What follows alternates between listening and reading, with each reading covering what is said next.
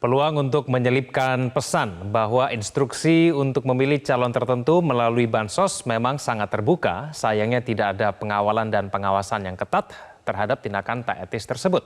Bagaimana pencegahan untuk itu? Perlukah ada sanksi pidana pemilu terhadap praktik tak etis tersebut? Sudah bersama dengan kami ada Jubir Timnas Amin, Eva Kusuma Sundari, dan Direktur Eksekutif Indo Strategis Ahmad Hoirul Umam. Mas Umam, Mbak Eva, selamat malam. Malam, Mas Kevin. Malam, Mas Kevin. Malam, Mbak Terima Eva. kasih atas waktunya bersama kami di Prime Time News. Mbak Eva, apakah Timnas Amin ikut merasakan bahwa penyaluran bansos ini telah dimanfaatkan oleh elit penguasa sebagai alat tukar kekuasaan untuk ajang elektoral, khususnya Pilpres, Mbak Eva? Bukan merasakan, itu kan sudah menjadi fakta ya, dan semua orang tahu di situ. Jadi seperti yang dibilang oleh Pak Anies, maka harusnya posisi bansos ini harus dipahami semua bahwa ini hak rakyat. Dan ketika rakyat yang menerima bansos itu nanti mendengarkan bahwa ini dari Pak Jokowi, maka ya harus tidak percaya, menolak. Bukan, ini kewajiban negara yang harus diberikan kepada rakyat yang berhak. Kenapa? Karena ini perintah konstitusi ya, pasal 34, kemudian ditambah dengan Undang-Undang Fakir Miskin, dan kemudian dikuatkan secara teknisnya dalam Undang-Undang APBN. Nah, APBN itu kan diputuskan di DPR. Di DPR itu ada 9 partai. Jadi bukan duit dari kantongnya pejabat atau Pak Presiden, tetapi duit dari pajak yang kemudian diputuskan di DPR bersama-sama. Nggak bisa, Pak. Presiden kemudian memutuskan sendiri, nggak bisa. Jadi ini sebetulnya adalah tugas konstitusional yang diputuskan oleh DPR bersama pemerintah dan memang dilaksanakan oleh pemerintah. Dalam hal ini adalah badan pangan. Jadi ke depan seharusnya yang menyelenggarakan pembagian itu ya badan pangan, jangan pejabat-pejabat yang menjadi aktor politik yang tentu punya kepentingan subjektif ya untuk pengen menang dan segala cara kemudian diputuskan.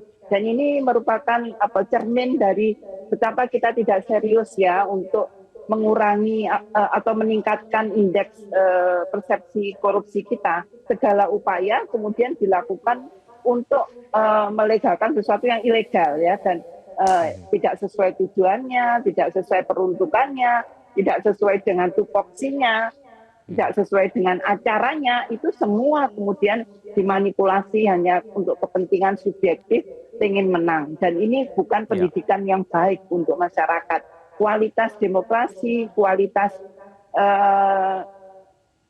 pemilu yang sekarang berada pada posisi yang tidak bagus ya, ini menjadi makin buruk oleh tindakan-tindakan yang kontestannya tidak bisa menunjukkan kontestasi integritas, yaitu tentang etika, moralitas, yang itu sebetulnya kemudian membuka peluang memudahkan kita untuk melakukan pelanggaran-pelanggaran hukum.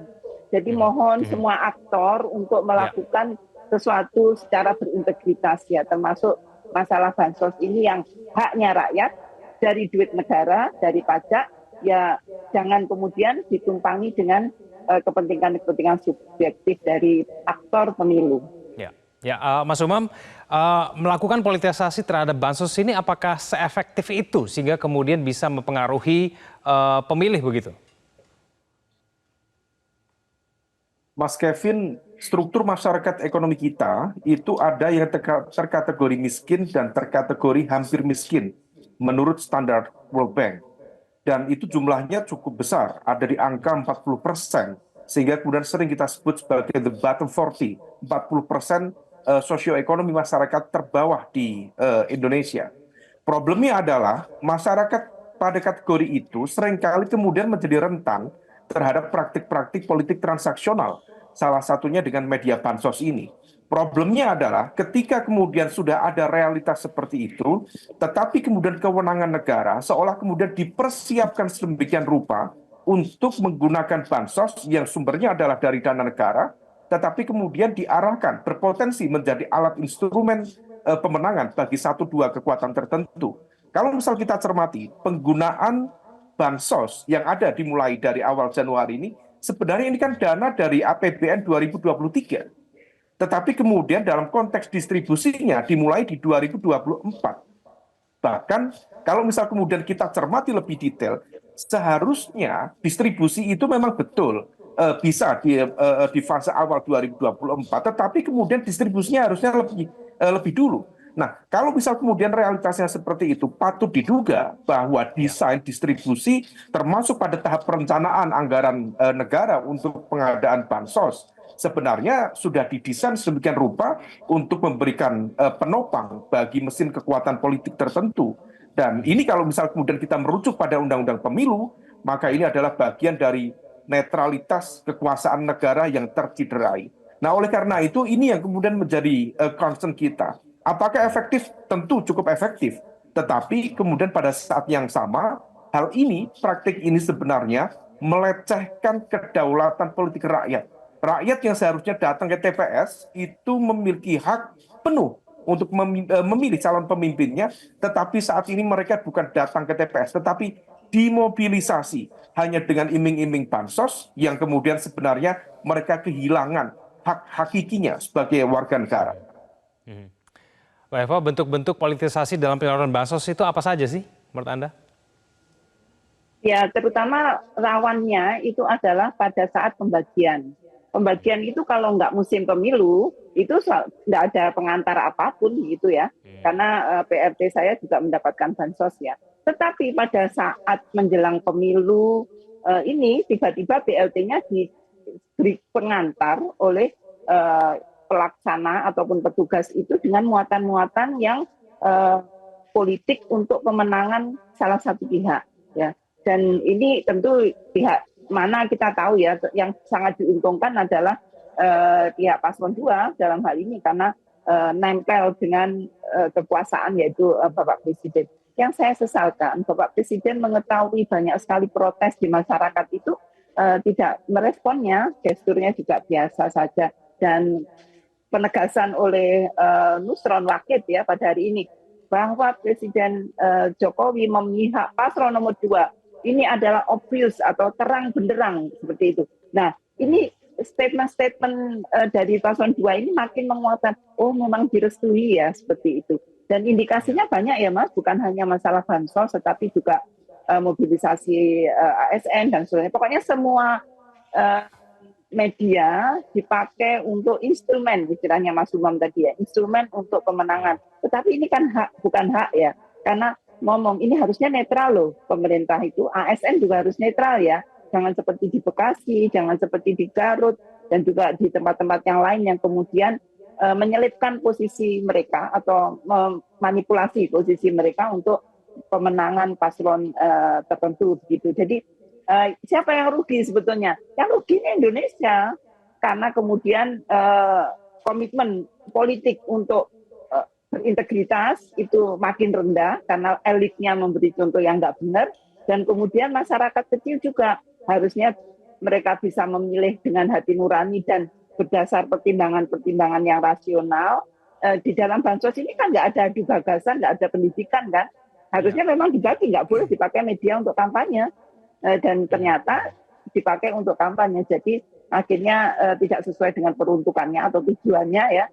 Dan ini merupakan kerugian nasional, apalagi indeks demokrasi kita sedang buruk, indeks persepsi korupsi kita sedang buruk, ternyata pemilu yang harusnya untuk memperbaiki diri dan memilih pejabat-pejabat publik yang baik, ternyata juga dikorupsi. Jadi kerugiannya untuk kita semua. Jadi harapan saya ke depan, Panwas dan Bawaslu makin ketat, tapi masyarakat makin aktif untuk melakukan pendidikan politik kepada sesamanya, bahwa tidak benar yang seperti itu, yang benar seperti ini. Dan seperti yang dikatakan Mas Umam, mereka yang berada di posisi ini akses tuh informasinya karena tidak memiliki gadget itu juga masih besar loh di Indonesia. Jadi mereka memanfaatkan ketidaktahuan dan ketidakpunyaan ya gadget itu kemudian untuk memanipulasinya. Dan ini dosa besar ya katanya ustadz-ustadz itu, karena pertanggung jawab mencoblos itu nanti sampai ke akhirat. Jadi jangan bikin dosa massal deh. Ya, Mas Umam, menurut Anda kenapa kemudian orang-orang yang melakukan politisasi bansos itu selalu membuat pembenaran gitu? Begini Mas, ada satu situasi di mana pemerintah saat ini tampaknya menutup mata. Kalau misal kita cermati, ada semacam inkonsistensi yang cukup serius. Dulu Mas, di bulan Desember 2014, saya masih ingat betul bagaimana Pak Jokowi ketika pertama kali terpilih menjadi presiden, beliau menginstruksikan untuk menghapus dana alokasi bansos yang waktu itu ternyata sudah cukup banyak menjadi alat politik, alat kekuasaan yang disalahgunakan, terutama dalam level pilkada dan sebagainya. Oleh Pak Jokowi waktu itu kemudian dihapus dan itu mendapatkan apresiasi yang cukup luas, terutama dari kalangan gerakan anti korupsi dan lain sebagainya. Tetapi per hari ini situasinya justru berbalik, di mana kemudian penggunaan bansos itu kemudian dilakukan secara terbuka, tanpa rasa malu, kemudian dianggap sebagai sesuatu hal yang lazim. Maka kemudian seorang Menteri Perdagangan, Pak Zulkifli Hasan, Ketua Umum PAN, menyampaikan secara terbuka seperti itu, bahwa yang memberikan bansos adalah Pak Jokowi, kemudian semua dipersonifikasikan. Padahal ini adalah elemen dari negara, tapi dipersonifikasikan untuk kepentingan personal. Maka sebenarnya hal itu merupakan pelanggaran etik. Bahkan kalau misal kemudian itu bisa diarahkan dalam konteks kepemiluan, itu juga bisa masuk dalam konteks penyalahgunaan kekuasaan negara. Kalau misal itu yang terjadi, seharusnya Bawaslu yang memiliki kapasitas dan juga tanggung jawab dalam proses pengawasan menuju pemilu seharusnya betul-betul bergerak cepat. Bagaimana kemudian sebuah pelanggaran dilakukan secara terbuka, tidak tedeng-aleng-aleng, tanpa rasa malu, tapi kemudian dibiarkan begitu saja.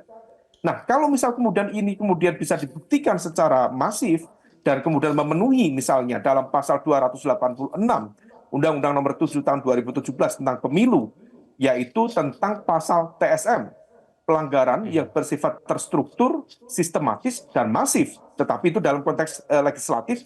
Kalau misal kita dalam konteks Pilpres, itu ada di aturan peraturan Bawaslu nomor 8 tahun 2018. Kalau misal terjadi secara masif, TSM tadi itu, terjadi di 50% setidaknya dari setengah atau setengah dari jumlah total provinsi yang ada di Indonesia, hal itu bisa menjadi sebuah argumen yang betul-betul fatal, bahkan kemudian bisa digunakan sebagai alat untuk men-challenge legitimasi dan keabsahan dari hasil sebuah pemilu.